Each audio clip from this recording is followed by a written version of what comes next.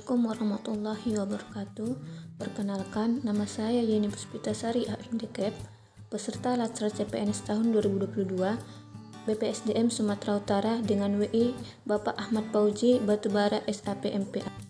Di sini saya akan memaparkan Learning Journal Tugas 2 Agenda 1 tentang isu kontemporer. Perubahan adalah sesuatu yang tidak bisa dihindari dan menjadi bagian dari perjalanan peradaban manusia. Perubahan itu mutlak dan kita akan jauh tertinggal jika tidak segera menyadari dan berperan serta dalam perubahan tersebut.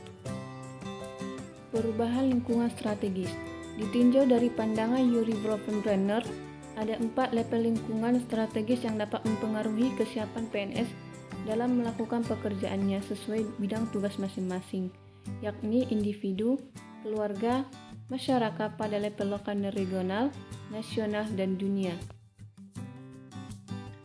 PNS dihadapkan pada pengaruh yang datang dari eksternal juga internal, yang kian lama kian mengerus kehidupan berbangsa dan bernegara.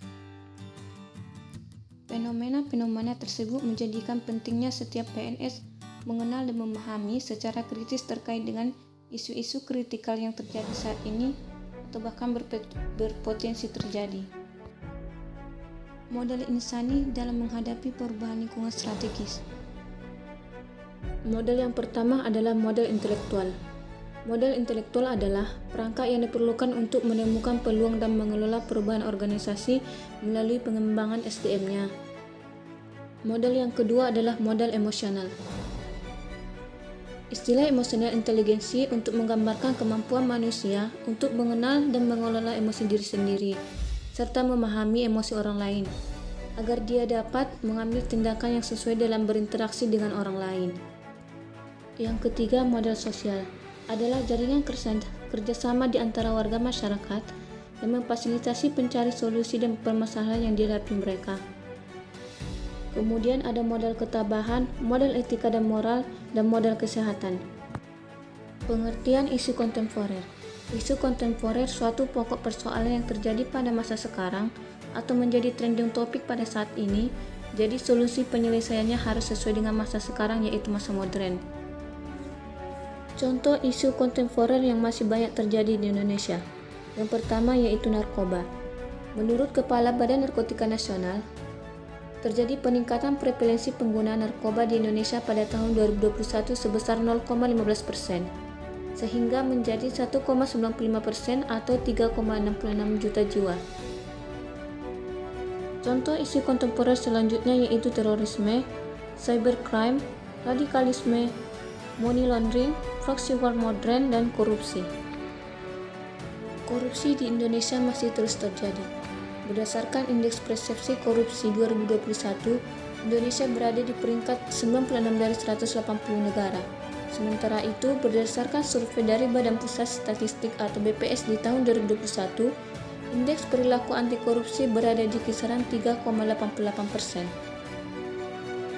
Untuk menghadapi perubahan lingkungan strategis, internal dan eksternal, akan memberikan pengaruh besar terhadap keberlangsungan penyelenggaraan pemerintahan, sehingga dibutuhkan kemampuan berpikir kritis, analitis, dan objektif terhadap suatu persoalan, sehingga dapat dirumuskan alternatif pemecahan masalah yang lebih baik dengan dasar analisa yang matang.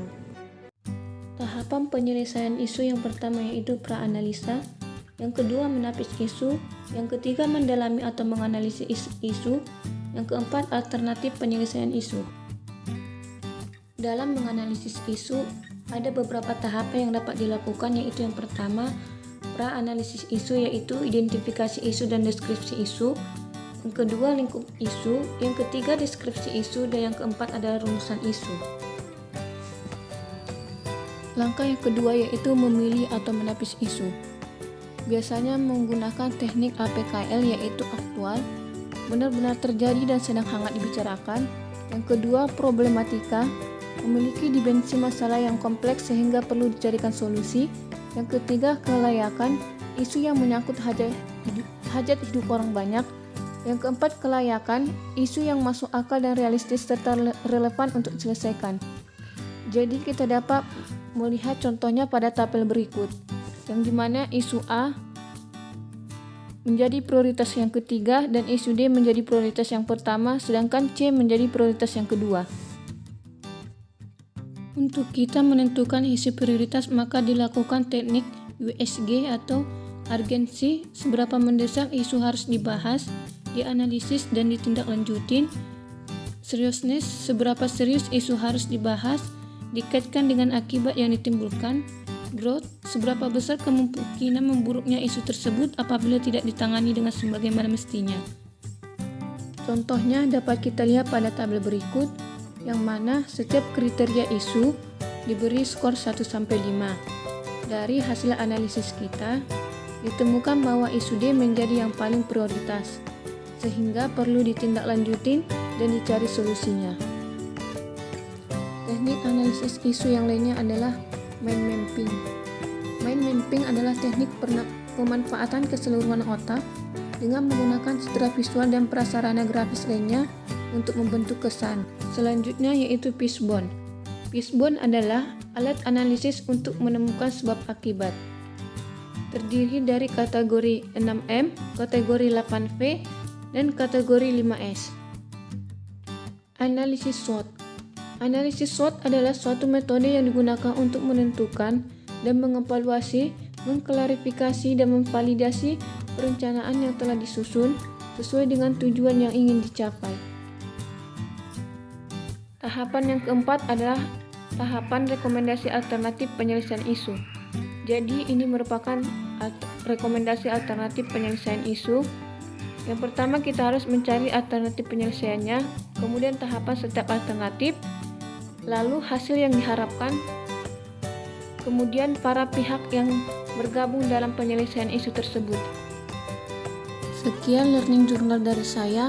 Assalamualaikum warahmatullahi wabarakatuh.